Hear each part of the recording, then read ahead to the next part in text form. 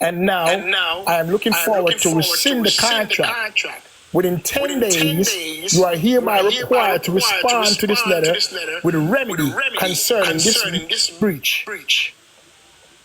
Even though I don't have any status and filed any papers or nothing. You just see what I said, right? You have a contract, right? To prove that you have a contract. Yes, sir. Yes, sir. Yes, sir. You have a card to prove that you have a car, right? Yes. Oh my goodness. What about a car? What about a car before that? You have a proof of evidence that you were paying for that car before that. The one that you lost. The one that you already lost long time ago. I don't see it on my credit report at the moment. I don't see anything anymore. I believe it was charged off. So all I know is any documentation, like any documentation, such as a car agreement, the car agreement, the car VIN number, the car this and the third that you were paying at that time. I probably can find the VIN number, but yeah, I don't have anything. So if you do have any documentation that can tie to that car, you're gonna send them a notice of error. And they want them to correct the error, and they want them to give you a cure. Does she have to identify the VIN when she requests that? Yes, they're going to identify the car through the VIN and the agreement, if you remember the account number. If you remember the account number, if you ever get a mail from them concerning the account number, that's it. Look at the mail and see the account number, that's it. That's the contract promissory note number. Wow. Yeah, I see. It was. I got to find the papers, like you said. You didn't see your papers. You see the difference between me and those guys, right? You know, somebody giving you no codes, right? All right. So I'm telling you the principle of the law. Right.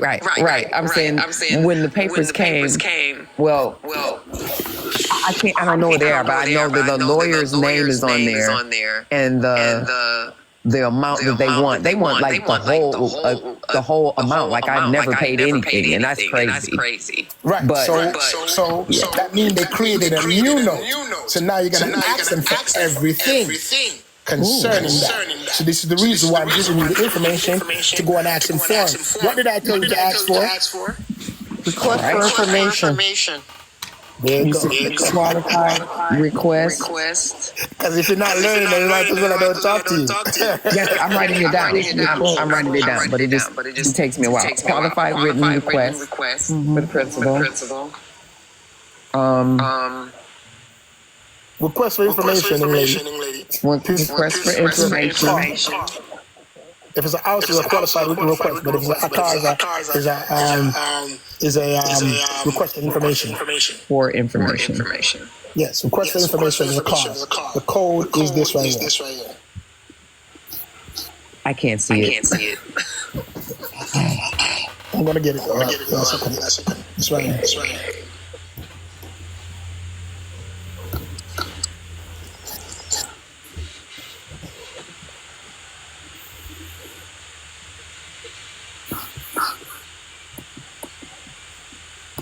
Come on. Is this why they want to do digital and not? Yes, that's why they want to do digital, so they can delete it whenever as soon as they can, as quickly as they can delete it. They can't get it. So the proper way is to at least ask for paper contract via the mail. Yes, always request the paper to come to your house directly. That way you can get the account number in it one or twice at the house. Yeah, that's what they're doing. And digital so they can delete it. Don't let them trick you. Wow. Get the paper first before you make that transaction. What paper? The contract. Get the contract mailed to your house prior to you doing the qualified information. Request for information. I'll definitely try. You have to request it. They have to send it to you in the mail. Okay. Send it certified so you have record of when you sent it. Okay. The 10 days, you got to count from that day, 10 days, 10 business days. Okay. Now, what if you have a loan like most people do, or like the title pawn and et cetera, or extra loan on the vehicle? I do. I have a new one, so I definitely want to do that one too. Because No, I mean, like if you know your car has been paid off and you're holding the title, a lien on the title for money that you borrowed on the vehicle. So here's a code for request for information. 1024. 36. So request for versions, a servicer shall comply with the requirement of this section for all written request information. From a borrower that includes the name of the borrower, information enabling the service identity of borrower, mortgage loan account on statements and information to the borrower is requesting to respect the borrower mortgage loan. As a request for payment coupons or other payment forms, supply it to the servicer needed to not to be treated as a service I requested information. A request of payoff balance needed not to be treated as a service as a request for service information. A qualified request that requests the information related to the services and the mortgage loan or whatever it is. So you're gonna request for information. So when they request for information, it will tell you exactly everything that's needed to know. If you're going to ask them for the QSIP, they'll have to give you the QSIP. If you ask them for the securitization, they have to give you the securitization. You just tell it every single thing that has to do with the service. Wow. So this is why they're reluctant to give it to you in the mail. This is the reason why you need to make the right claim. That's all this. You notice me? I'm giving you the right documentation to ask for, and if you make the right claim, then you get the right remedy. Go ahead and ask the question. I was just cutting over. You gotta follow it to a T. Give her a chance. Go ahead and ask the question because I cut over a little bit. Go ahead and ask the question again. We'll ask you something and I cut over. Sorry. Snow. I don't know who that was because I was just. Was it me? Yeah, it was you. So. Oh, was it me or you? Go ahead. If you do, wouldn't it be the proper thing, because they're unlikely to send it to you, is to do it in writing versus verbal? Yes. So I could call somebody right now on the phone, and which I can't because I'm using the phone.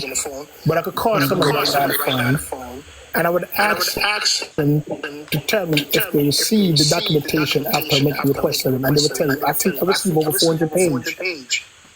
They would say those words out of their mouth. I got a question. This current screen says CFPB, but that was taken down last month. There's no more CFPB. No, there is. I mean, you can also use it and you can also use it under the federal laws.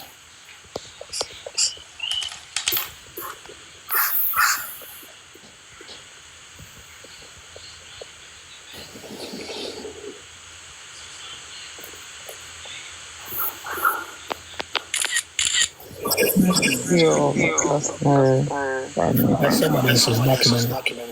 Okay.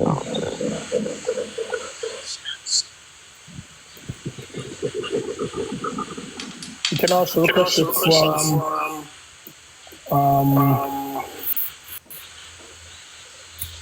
Tina. So I wrote that down. Can I get everybody to tap their screen? Just tap it with your thumb while you're talking or listening. Yeah, I've been tapping since I got on here. That's all I do. Oh, okay, great. Definitely be tapping. You know the tap. Right. So the Truth and Lending hat is for disclosure. We have to deal with auto disclosure. They would have to deal with auto disclosure. Let me see if I can find it.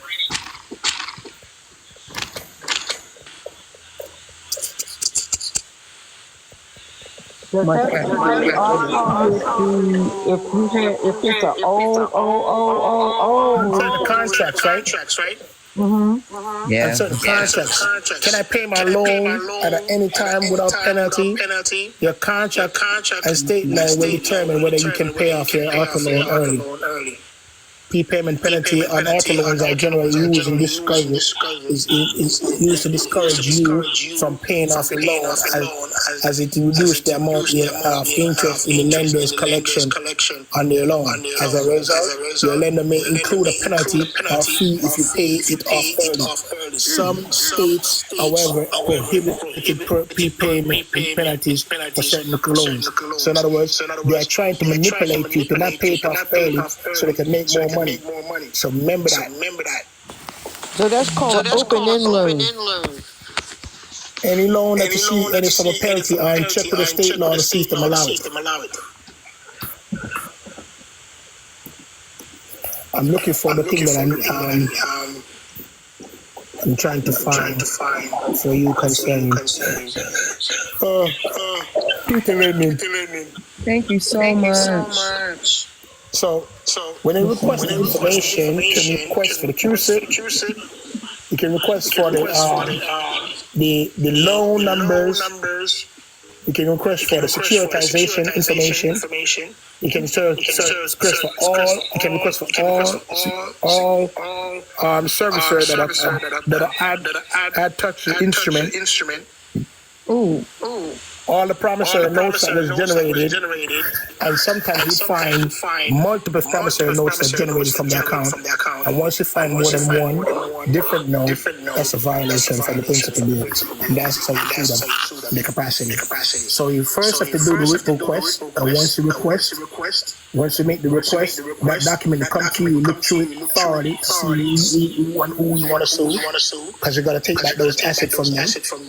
Then they start formulating documentation on the RICO if it's more than one company.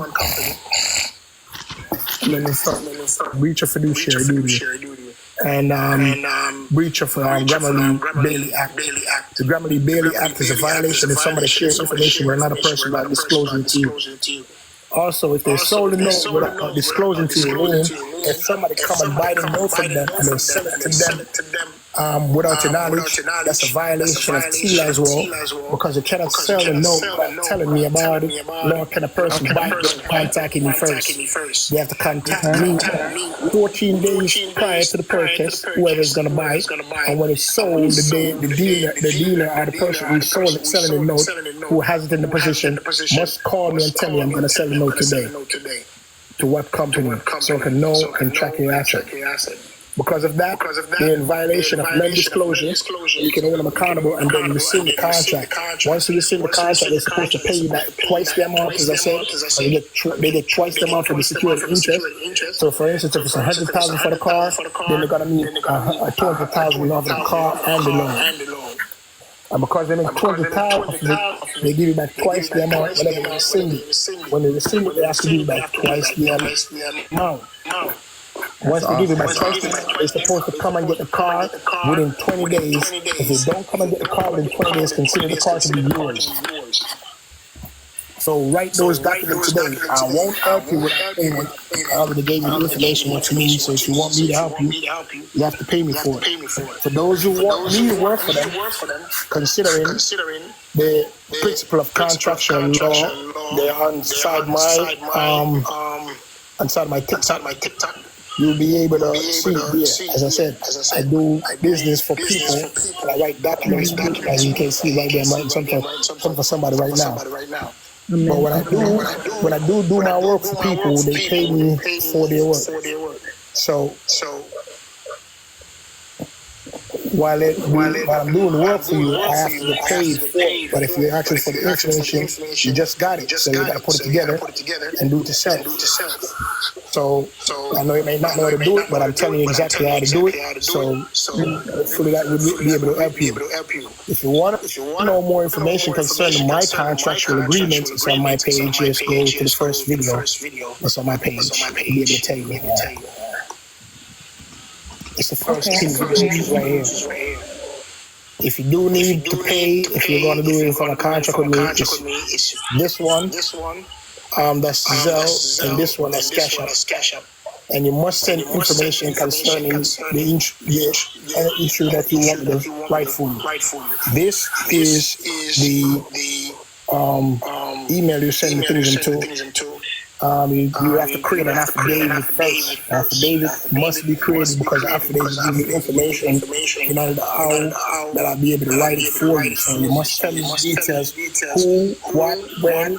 You must write the company proper name. Don't just give me the last name, piece name. And if you do the last name, piece name, you gotta write it in yourself. I don't need the address or anything like that. I would leave those things inside of there for you to put in. You're gonna say in that section, address go here, name go here. Other party go here, this one, this third, and you have to put them there in a certain section. So I create the document as neat as possible, but you have to make sure you look and see how the court formulate their documents, because I'm not in the state. So you got to go in the court documents and see how they formulate their documents, and then formulate it in the way the court formulate the documents. So I do draft suit for a lot of people. It becomes annoying sometimes because they will come to me to ask me to help me throughout the case. So when I do charge you a certain amount, because you guys are going to come and ask me constantly on everything that you guys need, I will give you the help. The issue is, I have no problem helping you. But I'm not going to be there 100%. That's all you need, because yes, I'm not doing it as a lawyer for you, but I'm giving you exact detail, notes, and follow the instruction. Many of the information is going to be on the document that you asked me to create for you, so you will be able to see what it is that you need to address or say while you read the document. So do not go and say, oh, but I don't know. It's on your document, because I have to express whatever claim I'm going to make for them to be able to give you your rights. I'm going to express it in there.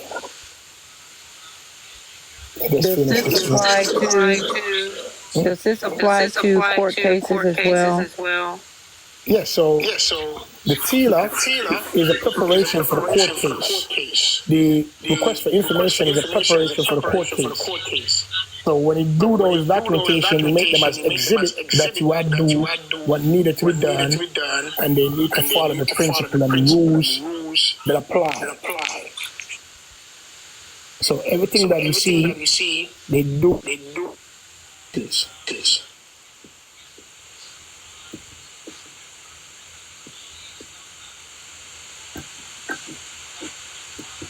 Make sure.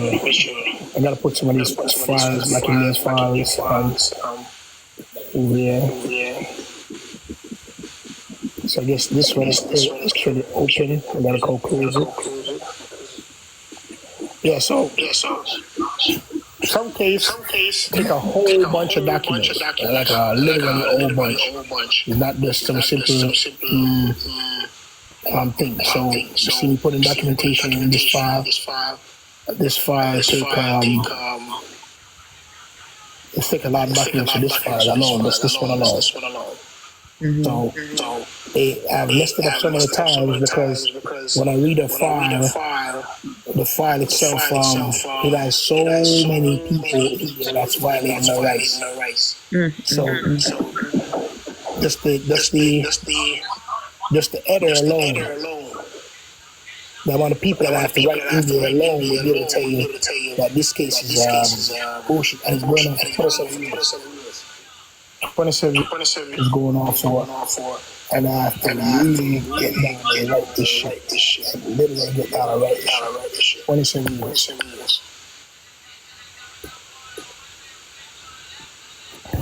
All right. Since you guys don't have any more questions, I do have one question. go ahead, can ask. What do you think? What do you think? Do you think this perjury? Do you think it's perjury when the prosecutor sent out a warrant indicating failure to appear without an appearance? If you didn't appear in a court and you get a summons, that is failure to appear. No, there was no summons. But they attached the same warrant. They attached the warrant. Now, they put out the warrant in order to do a second, I guess, a documentation to do another docket number, I would assume. But what they did was actually come up with another trial.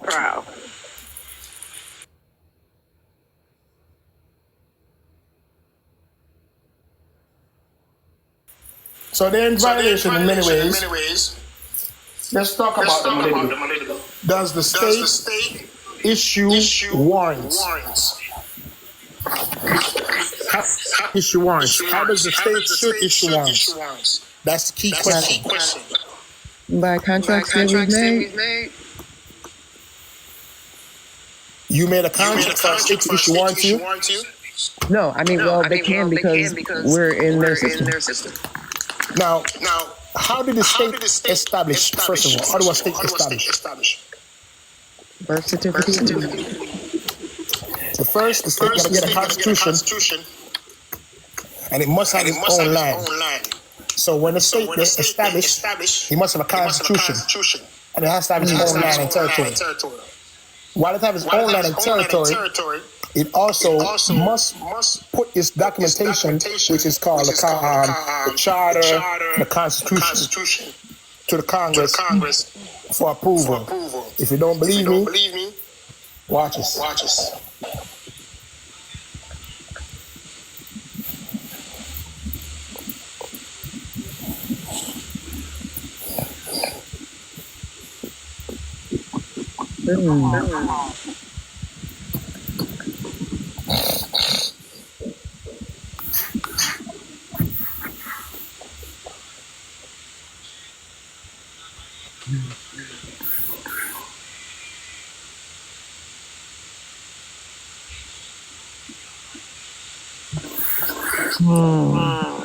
Wow.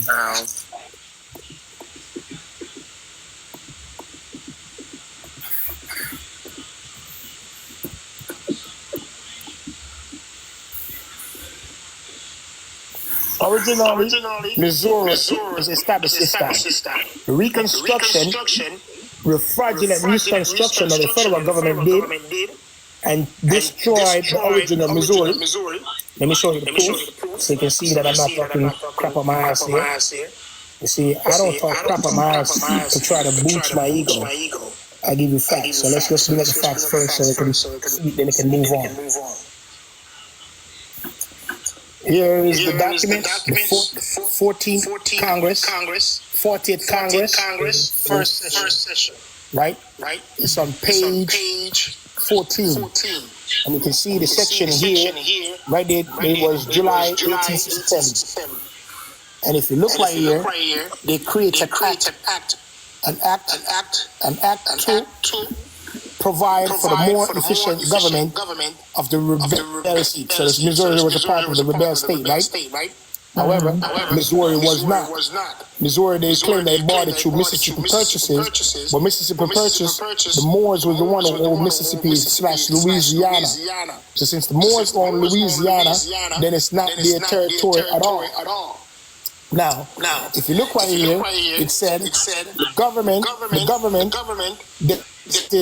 in the rebel state of Virginia They're trying to say right here, the government in Virginia, North Carolina, South Carolina, Georgia, Mississippi, Alabama, Louisiana, Florida, Texas, and Arkansas were not legal government. How can you come to the land and sign treaty with these people, and they sign treaty with them, right? To fight against Britain, and then all of a sudden they're no legal government. If you sign treaty with these governments to create your state, how then all of a sudden they become no legal government, right? The people have to only contract with themselves. So they make a state for themselves. So this is one proof right here that they know the government that you're right now operating on the territory is what? Not the original government. So now then they look at the contract, right, of the Constitution, and they go to the Constitution and they look at how a state can establish itself. When you look at the Constitution, Article 4, it shows you right here that the state shall guarantee every state in the Union a republican form of government, right? And it shall protect each of them against invasion and application of legislation of the legislature, right? An application of legislation or other effective when the legislation cannot be convened against domestic violence. So when the legislators moving now, domestic violence that they're using, all of those processes that they're using is a violation, right? So that is supposed to guarantee this. But here, right here is the problem. New states may be admitted to Congress into this union, but new states shall not be formed, erected within the jurisdiction of other states. Now, if these states were established before, you have to remove them out of their establishment, like what they did right here, in order for them to create this new constitution for those Missouri and all those places that they create the new constitution. The fourth constitution of Missouri or any other state, right?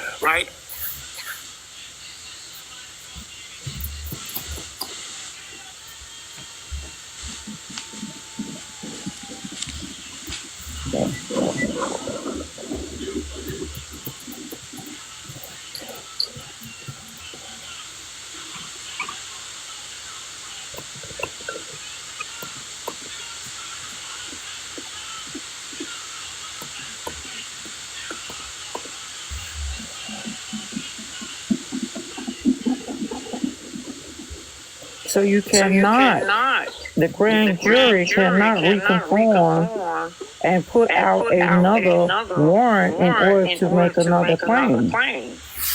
Now you gotta ask, how do a warrant be able to issue it? Right. It was adopted in 1945. So that means this is a new state adopting this constitution. So that means it's established already, but somebody else coming to adopt it.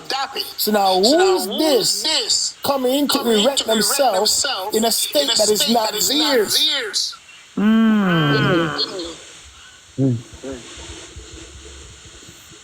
You forget what I'm saying. So now this become a fictitious state doesn't have no authority. So now let's go back to here. How can it issue out a warrant? So now we have to think about the due process laws, right? Which is found in the Fifth Amendment, due process laws. Due process means, as a definition, don't let nobody teach you about interpretation. Due process is not interpretation. The word due and process means, in definition, complete. That's what it means, in definition.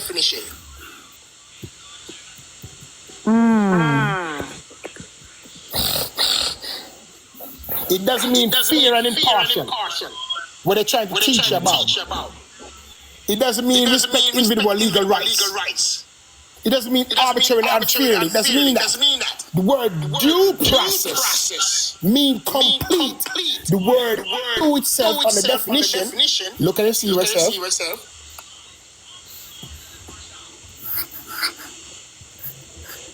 Several meanings. Satisfy, that means complete. Capable of satisfying, completing. An obligation, meaning you have to fulfill it. Duty, that means you must do it. Requirement under the law. Old present, that means complete, done, finish.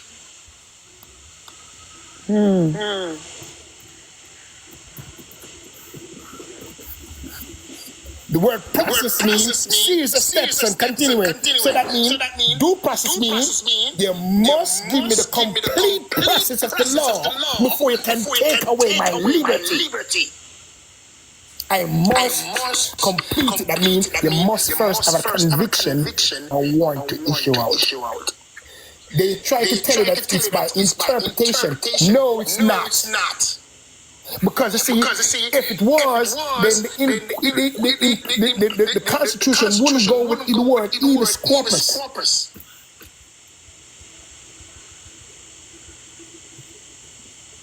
Jesus. Habeas corpus, which is a report being made by a court alleging that unlawful detention, imprisonment of an individual, or request of a court that order individual custody. You cannot do habeas corpus at all. It's not suspended. You can't just go ahead and just make an habeas corpus. So that means the Constitution, line upon line, precept upon precept, if therefore you can take me into jail without the process complete, then it means that in lawful detention. It would not say, follow all my rights. No. It's a process to tell you in there. The people intended that you don't take me into jail or lock me up without me finish the process of any law. You must not take away my liberty. That's what it means right there in the Fifth Amendment. Liberty shall not go away. Property shall not go away. Life shall not go away. It must not be deprived. Any judge make any warrant without a conviction is a violation of the Fourth Amendment. Look what the Fourth Amendment said. You see, you gotta know what the law said, not what people are trying to tell you or interpret for you. So let's break it down to you. If you look at this right here, the conversation starts here, making right here the principal part of the conversation. Then with right here will become the secondary part of the conversation. Why? Because there's a comma and a hand.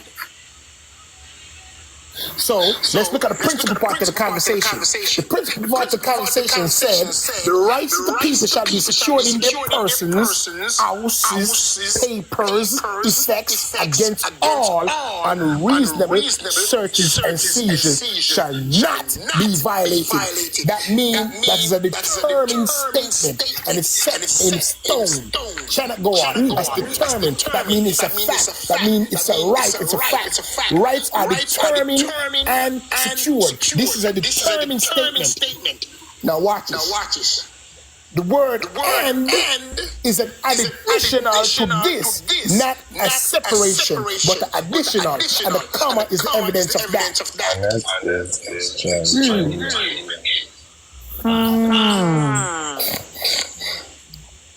Because the word and is an addition to whatever was the principle of the conversation. And the comma show you a separation itself. So each one of these are separated from each one, but the word and show you a new part that's going to come. That's the reason why it's a separation, but additional to the same.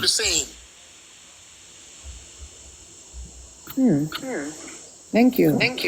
So now, watch this. And no warrant shall issue.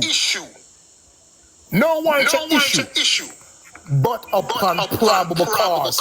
Not that probable cause shall let a warrant issue, but because of no warrant shall be issued, but upon probable cause doesn't supersede this, because probable cause is an undetermined statement.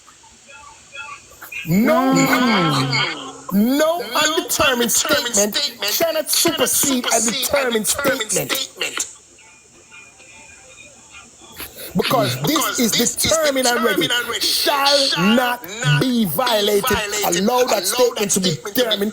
What shall not be violated? No, probable cause is a statement that is said more likely to happen, but not happen. That means it is undetermined. Anything that is undetermined cannot supersede that which is determined. That's what makes a factual statement more liable in court than a statement that is unsure. Wow. You cannot make an unsure statement and make it supersede any right. You say shall not be violated. You shall not make no warrant unless we finish the probable cause. What is the problem here? The probable cause is what?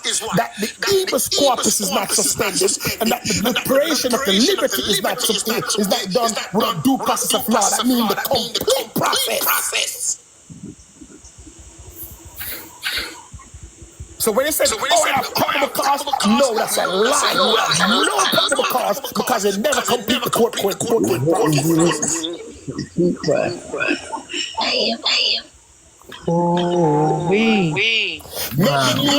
Making you now, whoever make this oath and affirmation to sign this warrant, liable to you. Because you have to prove evidently that you already been convicted. Also, let's see. How so? Let's see. Let me show you how so. Oh my Lord. Under the 13th Amendment, neither slavery nor involuntary servitude, except for punishment for crimes where the party shall be duly convicted. In other words, the complete process of the law has to be done first in order for you to make any warrant.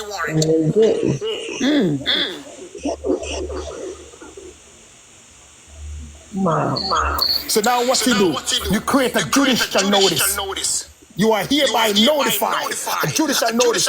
Any breach of my constitutional right will be liable to me by any judge who has signed any fraudulent warrant without a conviction.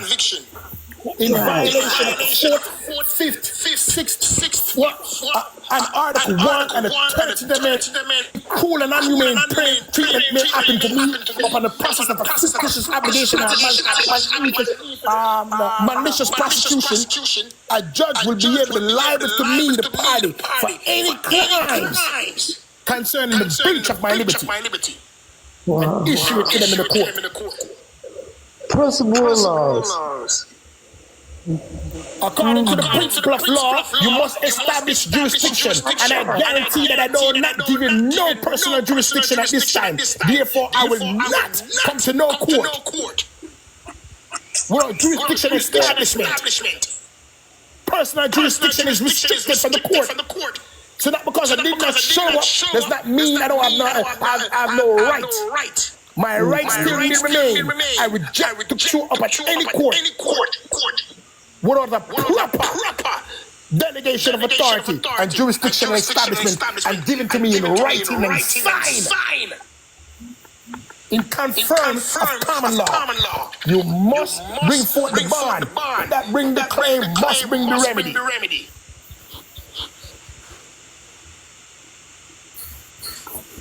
Do you understand what I just said? Yes. It's still getting you now. You see, I don't give you fictitious things. I give you plain, straightforward facts. Yes. Any one of you can debunk what I just give you? No. Involuntary servitude cannot go ahead unless it's convicted. Therefore, the warrant cannot be issued without a conviction.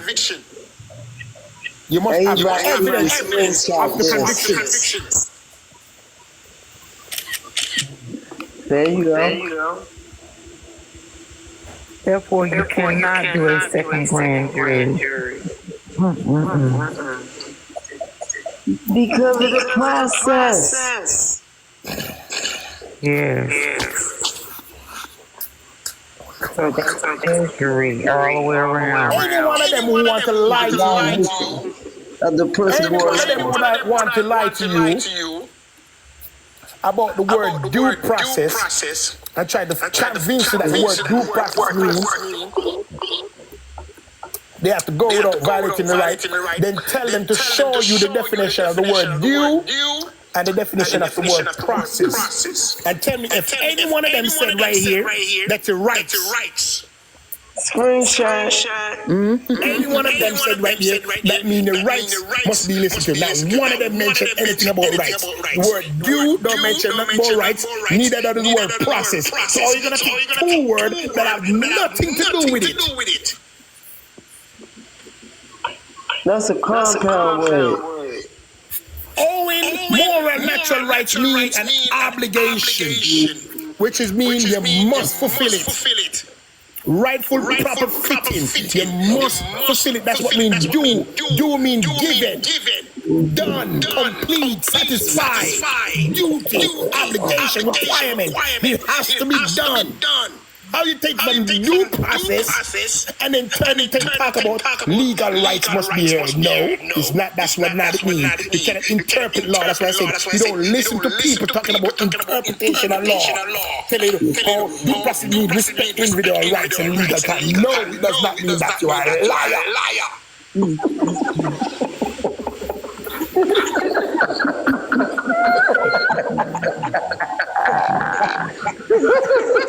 And the lie don't care who tell it.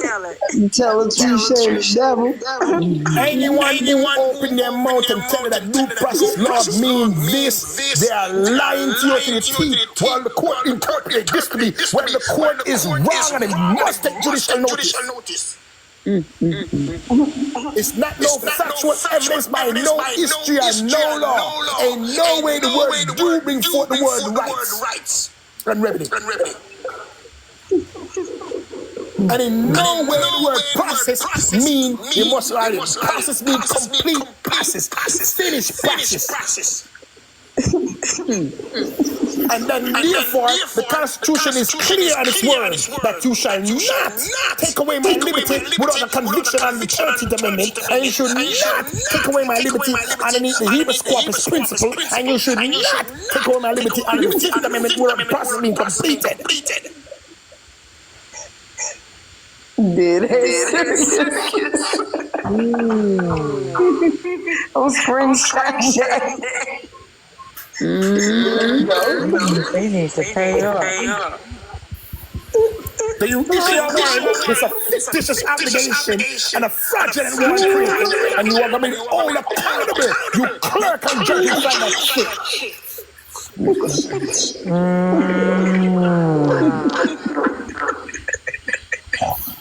That's why It's called false statements on the record. Jesus. How could nobody not comprehend what you teaching? It's a false statement on the record in violation of 18 U.S. Code 1001. False, concealment, cover-up, any trick, scheme, device, natural, material fact, make any material false, fictitious, fraudulent statement, or representation, or make any use by any false written document knowing is the same, to contain any material false, fictitious, or fraudulent statement, entry shall be fined under this title. And you are going to be in prison. We're going to lock you up. The damn criminal judge where you're going to issue a warrant without no goddamn process. Ooh, the whole town gonna be broke. Oh my God, this is deep. That part. I need to screenshot this again. This is Alice in Wonderland, honey. Alice in Wonderland. Yeah, no, take that move. I had created a document one time. I don't know if I still have it. See, that's why they call him Cool Fox. You know, foxes are very clever. Got a bunch of liars. Liars will always lie to their teeth. A lie don't care who tell it. The truth don't need no secret though. And convince you that his lie is true. Now think about it for a second. If the Constitution is designed in a way that you not take certain liberty away, how do you now gonna write a warrant? That's why many of the warrant doesn't have no judge signing them.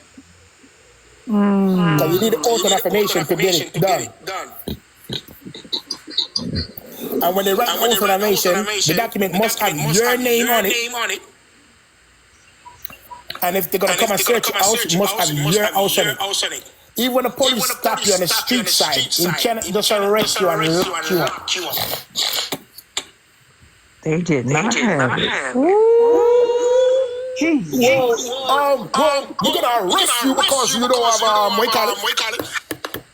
A driver's license. You don't have insurance. We're gonna take your vehicle because you don't have insurance. Take your vehicle and leave you on the side of the road. Hey, what the Fourth Amendment said, ladies and gentlemen, seize property, right? Shall not be violated, right? Right. Okay, so they create a law to seize the property without due process. And when it comes that any law is repugnant to it is what? Void, right? So let's look for that chapter. This Constitution and the laws of the United States, which shall be made in pursuance thereof, and all treaties made or shall be made under the authority of the United States, shall be the supreme law of the land. The judges in every state shall be bound thereby, and anything in this Constitution or law of any state to contrary, notwithstanding. Now watch this.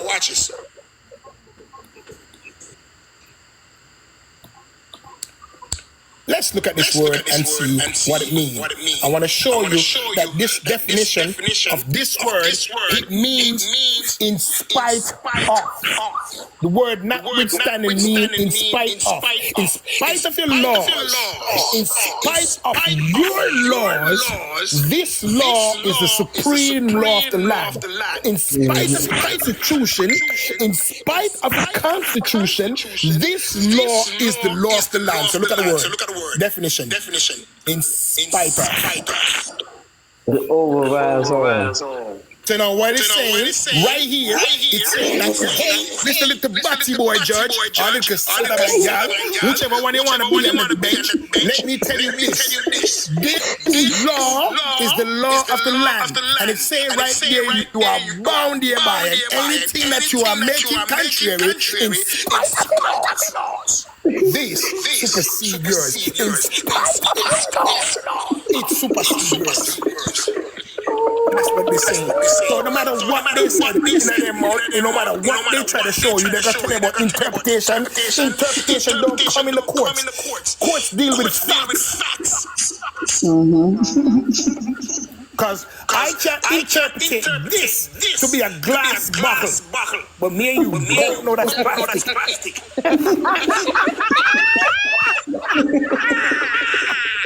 Good example. Yes. And get your scissors so you can clip those monkey's wings. Go suck eggs. They're obstruction of justice. They're in violation of principle process. And they talk about, well, this is what a court interpreted to be. That's why they come up with a Chevron defense, trying to lie, to manipulate, to say, the Chevron defense get the overtime. And then they put in the middle word, well, it's just going to be on a court interpretation. No! It's not going to be on a court interpretation. Law is based on facts and evidence. So tell me the facts and evidence that you have. Because interpretation determined. Listen, man. Right now, I believe that there's two men sitting right there. That's what I interpret it to be right there. Two men. Wow. I interpret this to be three sets of doors. Wow. Because you have to understand the definition of the words that they try to use is just a manipulation. Interpretation, if you look for interpretation, it would definitely clearly give you the same principle of what you're looking at. You're trying to run it from. You're trying to run it from lies. Right? You're trying to run from lies. But this is interpretation, an action of explaining the meaning of something. Oh! So you want to explain the meaning to me. Why the meaning is so many dictionary possible. And you're gonna I was listening to your explanation. So now, guess what?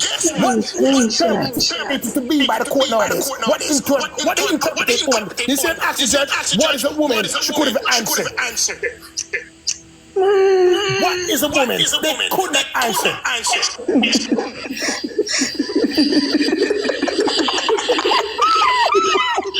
She a woman.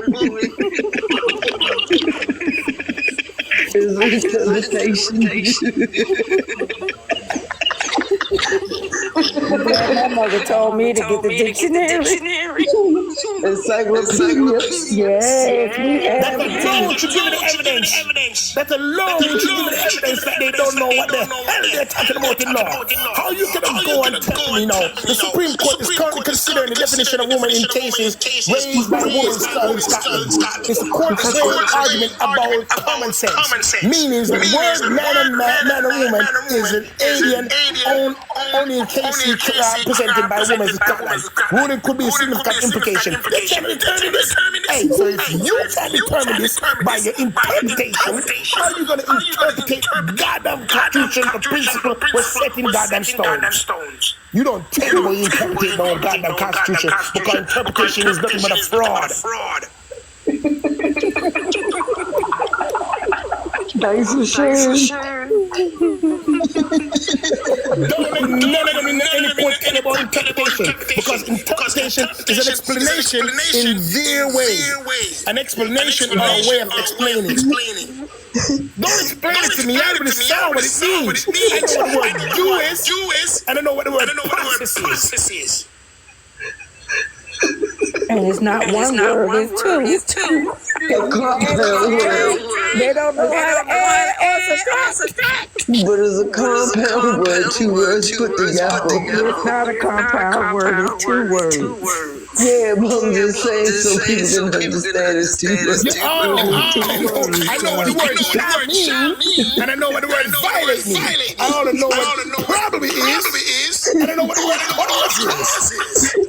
I'm not going to listen to your interpretation, bro. Your interpretation is sickness. Because you know why? Interpretation can cancel all laws of science and historical studies of every single man and woman that cry before you that know that women have a vagina who can be a child.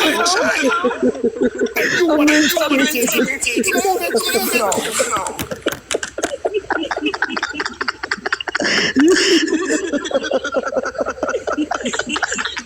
Oh my God, my cheeks hurt. I'm in the dark laughing like crazy. Just can't laugh. You gotta keep that on your face. I'm trying to laugh. Okay. This is a good laugh. This one made my day.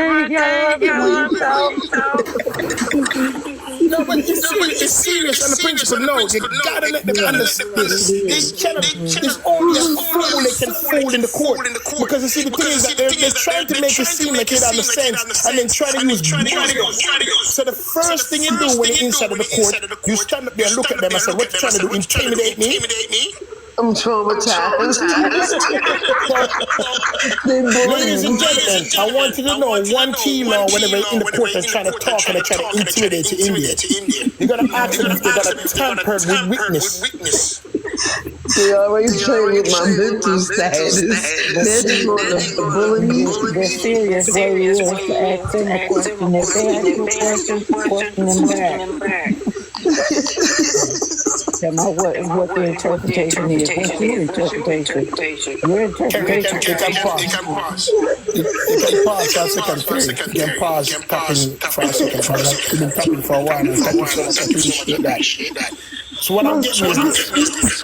Whenever they try to intimidate you in the process of official proceedings, whoever tried to prevent you from attendance, testimony on our official processing is a violation of 18 U.S. Code 1512. Whoever is trying to prevent you from communicating to enforcement or a judge is a violation. So whenever they're talking and they try to stop you, even if it's the judge themselves, it's a violation. Whoever try to use physical force or threat, physical against any person attempts to do so with the intent to influence, delay, or prevent the testimony of any person in an official office. It doesn't matter who you are, even if you are the process server, and you want to open your mouth and talk against something that is going wrong in the court, they should never touch you and put you out. That's an assault. May not be your body, but it's an assault. Any official proceeding going on and any crime happening, you're supposed to cannot judge immediately if you are in violation. So we always Yeah, so you lock them up. You gotta lock these guys up. Why? Because you haven't used any form of physical force or any threat. It doesn't matter. While the proceedings is going on, they should never touch you. And they try with all the testimony and with all the record, and they try to hold the documents or other objects from the official proceedings is a violation. They try to alter it, they try to destroy it, mutilate it, conceal it, object it. It doesn't matter. Once they take a documentation and stop messing with it, that's a violation of 15 U.S. Code 12. It's called tampering with witness, if you can't remember it. You just open them out and say, Yana, are you trying to tamper with witness here? I'm trying to give my testimony, you're messing with me. I'm asking you, present the documentation so I can see it. Are you trying to withhold the record? Are you trying to withhold the information? Are you tampering with witness here? Present the oath of office. Are you trying to obstruct justice? Huh? What are you trying to do here? Where's the judicial record that show? So you have to give them a judicial notice in the case of a warrant. Tell them to show them delegation of authority. Because they do not need to come to court under the principle of what? Just because a summons is given, that's not established. You can withhold the personal jurisdiction. So they owe me. They owe for the not me, but they owe for the incarceration then before the summons. Any one of them lock you up, you have to charge them for it. Deprivation of rights and the color of law. I need my revenge back. I'm traumatized. Do not take your fingerprints, because that's a proof of evidence of conviction. Do not let them take your fingerprints. Don't take your fingerprints. They force that. You have to go take your hand and force your hand on it.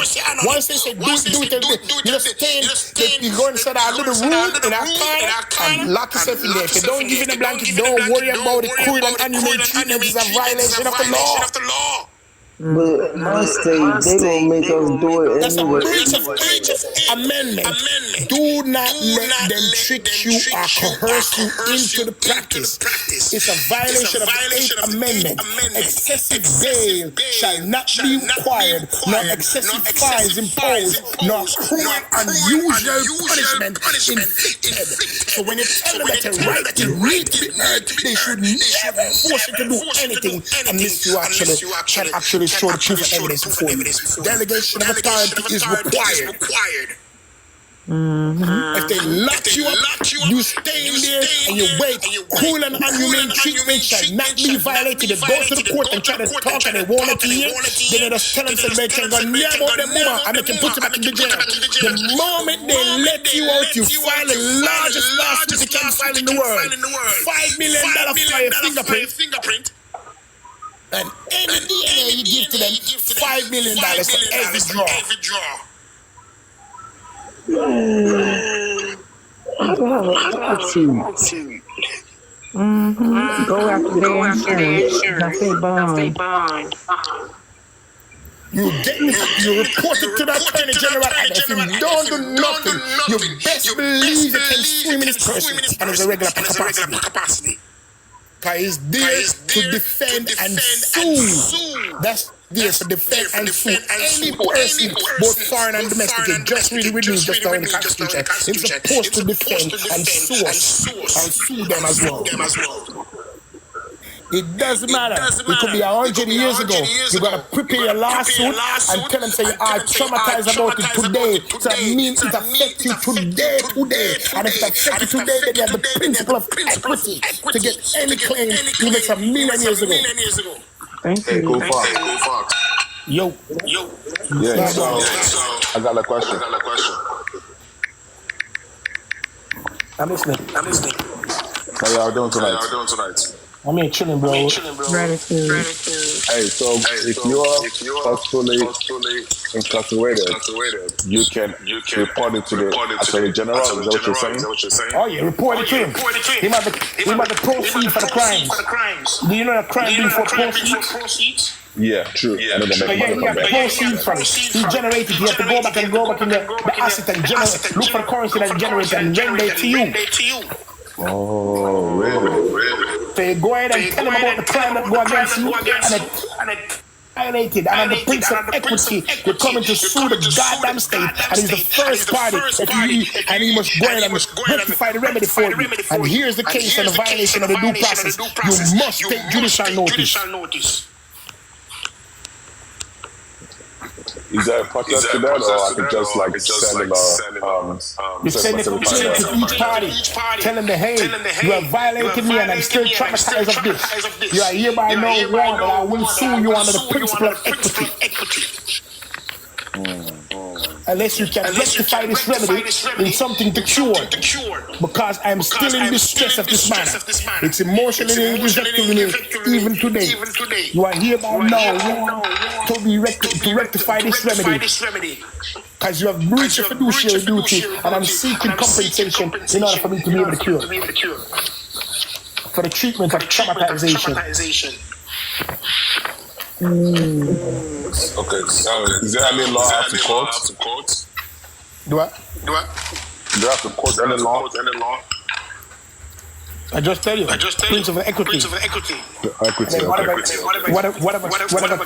case is, whatever the law that they violate, they show the law that they violate, and then they quote the law. Domestic violence, domestic terrorism, breach of the 8th Amendment, breach of the 5th Amendment, breach of the 4th Amendment, breach of the 13th Amendment, breach of the 9th Amendment, breach of the 10th Amendment. You see, you are hear them, but you don't understand them. So let's say it one more time. The 9th Amendment. Enumeration right in the Constitution. That means, this word means enumeration. That means words that are not expressed. The enumeration in the Constitution, words that are not expressed in the Constitution of certain rights shall not be construed to deny or disparage other retained by the people. That means even if it's not written here, there are some that we retain. There are some rights that we retain. And if I say I retain this right, you have to honor it. That's what that means. That's the 9th Amendment. So it's not expressed in the Constitution. If I open my mouth and say, hey, I retain the right not to talk to you. I retain the right not to go to jail. I retain the right not to comply. I retain the right to this kind of return. You can shoot him in his goddamn face and get out because he retain the right and he choose not to hear you. You have the right to defend yourself against any unwelcome enemy. 10th Amendment. The power not delegated to the United States by the Constitution, nor prohibited by the states, are reserved respectively or to the people. So now, whatever the states did not give the federal government, it's retained by them. But guess what? They want to say that they're your people. They want to say that they're your government. That's what they want to say. They want to claim that they're your government. But in government, see, you have to have certain things to prove that you're a citizen. One, by birth, they have to show a true blood right claim. And if they don't have any blood right claim over you, then you are never their citizen. Two, they have to have a naturalization in which you naturalize into their constitution or into their state. The first thing you got to understand that the United States is the one that can naturalize people. No state can do that. So that means the naturalization is out of the question for you to be their citizen. You have to make a vow to their charter and their constitution. I guarantee you that none of these three principles is ever been fulfilled. Worse, if they was erected in like the state like Missouri. Missouri is in 1945. When did your fathers and mothers sign an agreement and say, yes, I want to be a part of this goddamn state? Where is the goddamn charter that your father and mother child and said they want to be a part of it? Where is the agreement and the signed written agreement that your mother and father vow to be their citizen? And if none of it is ever effective, then they come into genocide. And I rest my case. Jesus.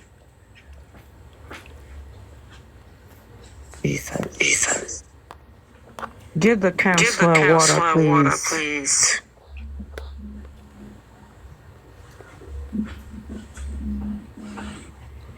And clapping praise. Preach, Pastor Paul. And the difference between me and other guys, I don't classify them as because they want to like to put all this, that, and the third. I come in to give you principles. I come in to give you wiseness and wisdom so you can understand. You see, genocide is clear because you see, you only can go into a nation. You see, our nation start is far beyond the United States. Let me teach you how it starts. I'm going to teach you how it starts. You see, start like this. A man get a woman to be in child, and that becomes a family. A family joined to another family, it becomes a clan. A clan joined with another clan, it becomes a tribe. Two tribes joined together becomes a kingdom. Two kingdoms come together, become an empire. Now tell me, when did your father and your mother vow to become their citizens when they make their charter? Then if they cannot find that vow, then they commit genocide. Genocide is the principle of when you pay for genocide someone, you take them from one nation and place them into the next. So under the CCPG, under the principle of CCPG, they have to show the very effectiveness. One of the principles of the CCPG, under the principle of genocide, it clearly said this. One, in the present convention, genocide means the following actions committed within the intent to destroy in whole and part. It does not mean whole, it has to be in part. A nation, ethical, racial, or religious group as such as killing the group, causing serious bodily, mental, or damage harm to the member of the group. So what is the mental damage now? To preach and teach you that you are their citizen. How so? I don't know you from nowhere. I don't make no vow, neither my parents did. How do I become a citizen? You just make claims out to the blues and tell me that I'm yours? I think God, man was preceded and came forth of God. And then the man and the woman come together as their God intended, and they wait for the child. So when did they create the government in which you should bound yourself to? A man is only bound to his father up until a certain age. Then he have a time to leave and create his own. So how do you make me a subject to you? Without any agreement. The next, deliberately inflicting on the group condition of calculation, bringing about its physical destruction in whole or in part. Now think about the document I showed you not too long ago when they take us and said no legal government. The government was established a long time, and you inflict a thing to them to take away the government. So you can establish new one on their territory. It's not yours, but you establish new one on their territory. That's genocide. Imposing measures intended to prevent birth within group. But this is the key one right here. Forcibly transferring children from one group into another. We were originally somebody else's group. How do we become yours without no agreement? You came from overseas, a copy and farm up the goddamn goddamn, and then you want to put me in your Tennessee and citizen. Go suck an egg.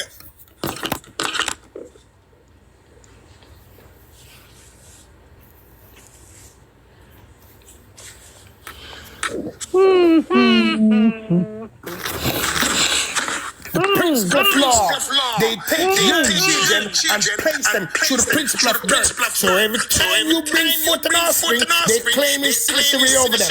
So guess what? You all up a documentation, you check the birth certificate and register documentation, the social security evidence, the ID, the birth, and all of that, and take it to the court and bring it to probate and ask them, hey, you come here, Mr. Goddamn Secretary, come here, Mr. Registrar, you need to come here, come over here and ask that question. You, Mr. Secretary of State, you come here because you are running this party. You, Attorney General and Governor General, you come here because you are running this party. I want you to come and give an answer in this probate court. And every judge will hear you. I want you to understand this estate is mine. And I want you to tell me, when did I vow to you have my children to be your offspring?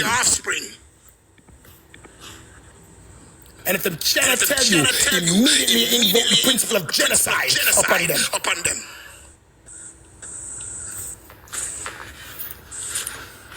And when you invoke the principle of genocide, you can clear out the asset. Every account they created in the security and security exchange, you ask for the numinous record and ask them to clear them all. They're criminals. Every man have a right to a state. It's also in the constitutional dictionary. I'm just showing you. But you guys just, I know you guys love the knowledge, but you guys just need to get the proper knowledge. So now let me explain them to you and show them decently. Have I been giving you right that knowledge? Glorious, glorious. Now let's go down to the definition of right. I'm going to show you what establishment is. Here they're going to create an estate, right? You see, but when you look at the right, as I said, right is certain things that you need to understand. And you need to understand it clearly. So now, remember what I just told you about the Constitution, right? Anyone remember what I told you about the Constitution? When it said, the word shall not be violated and probable cause. What did I say? Anyone can say it. It doesn't matter. You can type it in the live. What did I say about the rights? What I said about the rights? What I said about the rights when it concerning they shall not be violated and the notwithstanding. Grand Rising, big right. I said these keywords. I said one, right is determined. Is determined. That means it's actually determined and set in stones. Anything that is not determined and set in stone is not a right that to be enforced, and it's questionable. So that means probable cause is still in question because it's not yet determined. So when they try to use probable cause to supersede one that is determined already, it can never be done. And if you look at the definition right here, look what it said right here.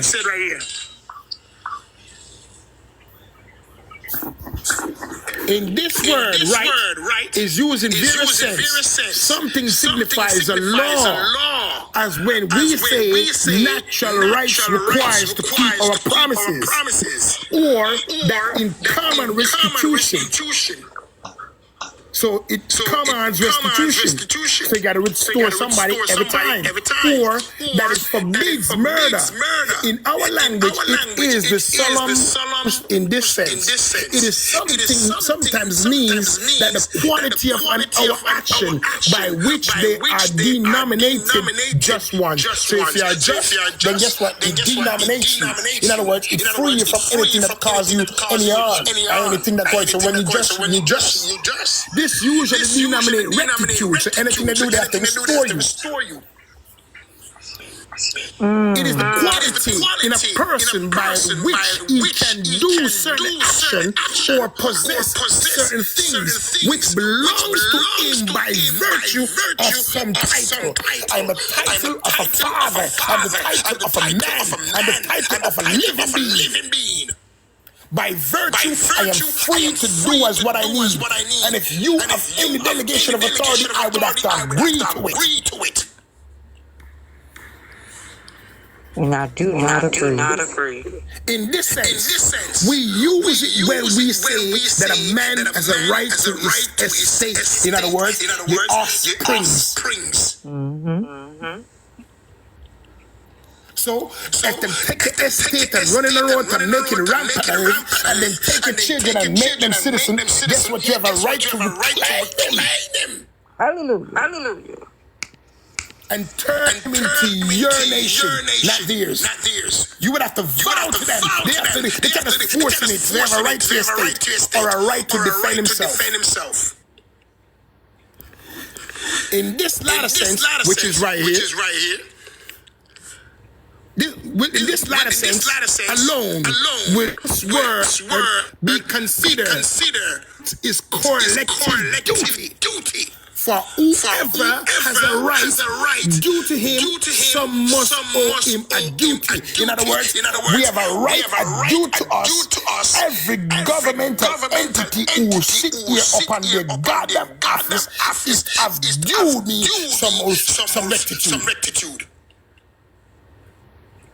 Because they vow to that. They take an oath, didn't they? Yeah. They have a duty to me. They are bound by it.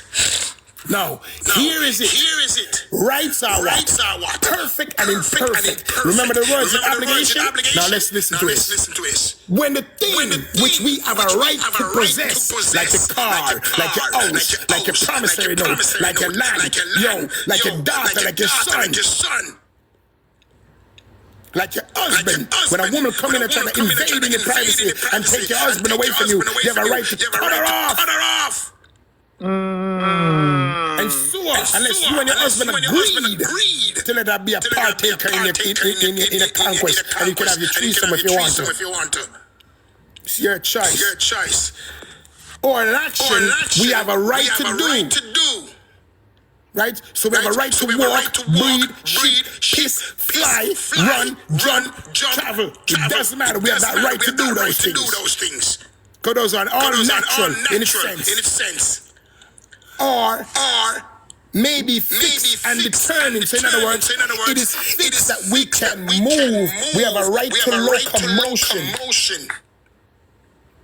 Locomotion is this. This is what locomotion is. And anybody stop this, moving like this, just keep moving. This is locomotion. I mean, you have life in me.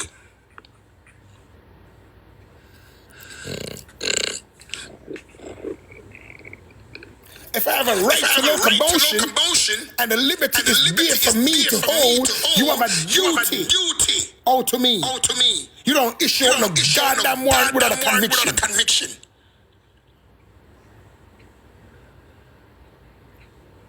So that is fixed and determined in the Constitution.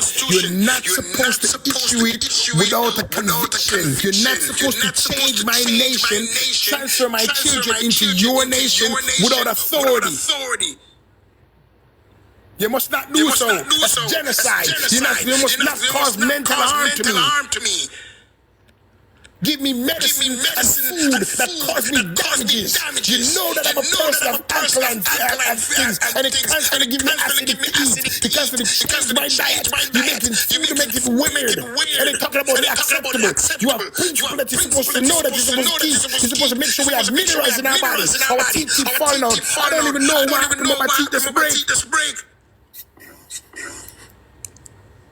Food that I'm eating, not putting back the minerals inside of my body. So I know that these minerals is causing my teeth to grow. Because I brush my goddamn teeth. So then the toothpaste that you guys are creating and making and things in it that's causing problems. I use mouthwash that you guys are creating and making. So you're using things that cause mental harm. I'm not thinking about my teeth constantly. Look at it, right here. Break off. Nobody punched me in my mouth. What happened? It just broke off. Because I'm using the toothpaste that they claim is good for us. I'm running in the market. So then therefore you know violate my obligation. Because they have these things running on the market where you're supposed to be the one observing them if they are good and healthy for us. You are a violator. You have that duty to us. So if it's fixing and determined, it is a perfect one. So the Constitution already set in stone. So it's fixed and determined, it's a perfect right. But when the thing or action are what? Vague. Now tell me, ladies and gentlemen, when you talk about the word interpretation, isn't it not vague? Is it not undetermined? Because if you have to explain it to me, right, then I don't know what the word do is. Or process.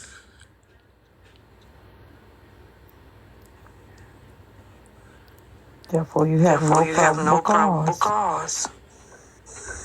None probable cause, because the process is not finished, it's not complete, so no probable cause is there for you to invoke. No damn laws. I'm trying to tell you, boy, your interpretation is damn liar. That's not a perfect one. See, came right there. The right is imperfect. Why is imperfect? So imperfect cannot supersede perfection.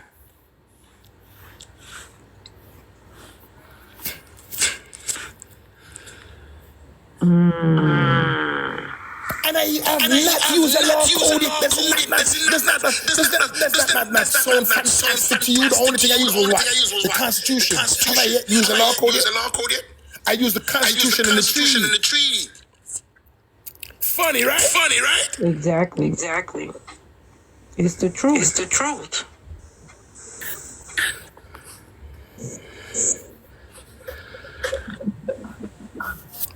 Funny, right? Never seen this devil with true goddamn law. This is a treaty. This way you just say sure right here is a treaty. And you can invoke this treaty by invoking executive order. Executive order 13107.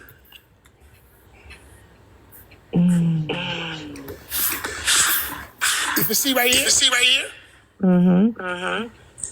executive order is a treaty to enforce human rights. See right there? Yes. Obligations to the United States. Pursuing the international covenants governing political rights. See, it's the policy of the government of the United States to promote and respect international human rights. Who's supposed to do it? Every executive department on agency.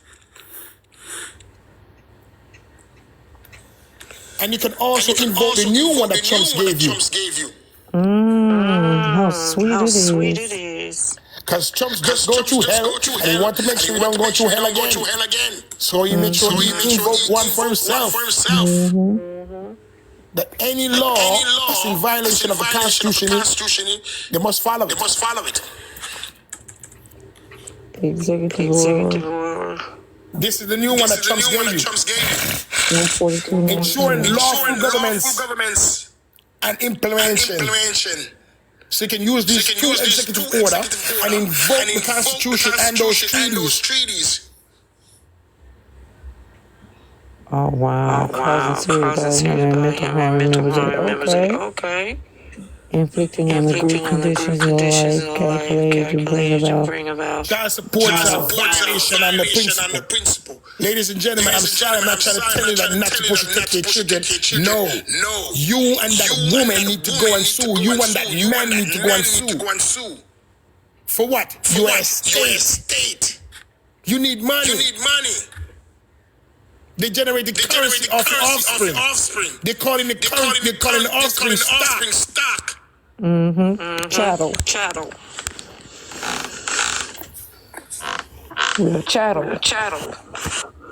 It's an essence of human trafficking. You cannot put children into goddamn commerce. School. Now, I'm not done with the definition of right to know. Right? So it's undetermined. If it's undetermined, it's imperfect. If a man demands his property, which I'm talking about, if you go there and demand the property in that probate court,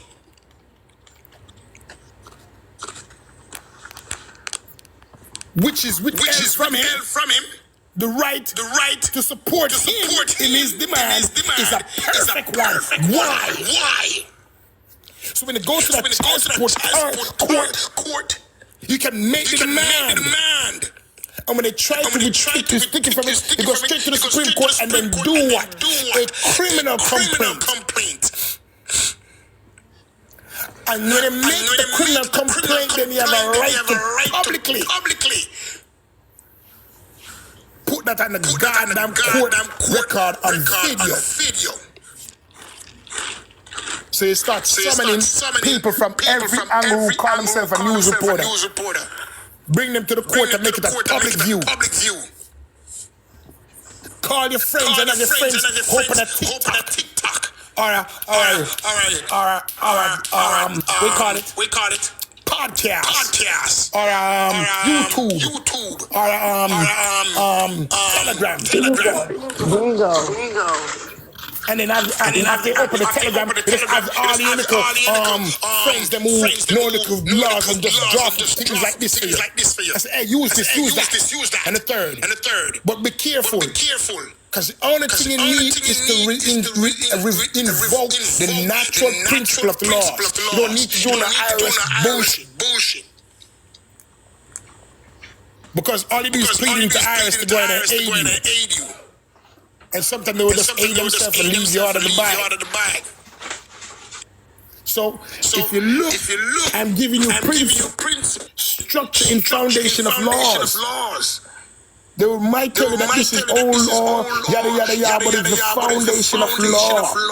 Any foundation of law can never be replaced because it's built on truth. You cannot replace truth. You cannot change truth. You cannot change that which is already working for centuries now and then change it just because it has no. Because the principle of law is structured like this.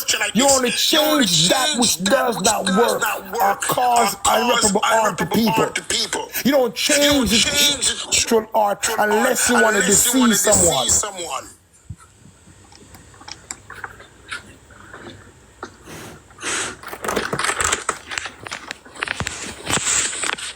Read the Declaration of Independence, it will tell you that. So he would tell you. I'm just trying to show you. Whatever I'm saying, I've backative to it. All I'm saying is whatever I'm saying, I've backative to it. You see what it said right here? Their former system, right? So we're going to talk about altering the system now, changing. Changing is altering the system, right? So, watch here. It said, prudence indicated. So we're talking about changing and altering the system. Where it said, we're right now. Security applicants. Prudence, indeed, will dictate that the government long established should not be charged for life and transit cause. So the life and transit is cause, and accordingly, all experience assure that mankind more disposed to suffer, while evils are sufferable. than to write themselves by option the form to which they can accustom. So if you're accustomed to certain things, you're not going to abolish it right away. But when a long string of abuse and usurpation pursuing irrevalable, the same object, evidence, and design to reduce them on the absolute disposition. So in other words, you can change it when there's an abuse. It's their right. It is their duty to overthrow such government and to provide new for their future security, such as being patient suffering to the colonies. So now understand this, ladies and gentlemen. That's the United States when it wants to establish itself. It said to change and alter that government. Now, the United States decided that they want to change and alter the government here in this land, but they signed a contract that does not allow them to do so, which is the Constitution. You cannot change a system that works, as it said right there, accustomed to. So if it says that you're accustomed to it, this is the truth in law. Unto what purpose should you change the truth? Even when a God have a declaration of independence, they cannot change it for light cause. See right there? It's right there. So now if it's right there, unto what do you believe this? Any cause, you should take away the right to support a man demand, which is perfect. And to what should you neglect the rights of a man to demand his property? And to what do you change the fixation of determinating of the law, and then put us to vague and uninterpreting standing? There's no principle in goddamn law or equity or anywhere in the world can you change something that is fixed and determined into vague.